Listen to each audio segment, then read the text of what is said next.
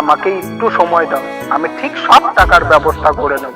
দেখো, আমার পুরো টাকাটাই লাগবে কিন্তু। হ্যাঁ, আমি সব টাকা দিয়ে দেবো। হ্যাঁ, কথাটা মাথায় থাকে জানো, সব টাকাই তোমাকে দিতে হবে।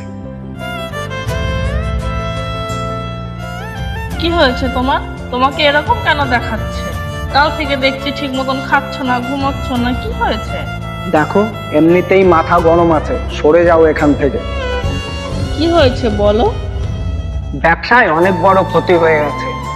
পারবে কিছু করতে? হুঁ, কিছু যখন করতেই পারবে না, তাহলে শুনে কি করবে?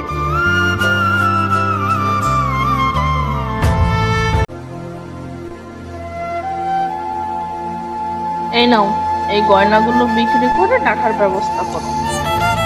না না, এগুলো আমি নিতে পারবো না। তুমি কত শখ করে বানিয়েছিলে। এরকম গয়না ঘরে রেখে কি লাভ, যদি আমি বিপদের সময় কাজে না লাগাতে পারি?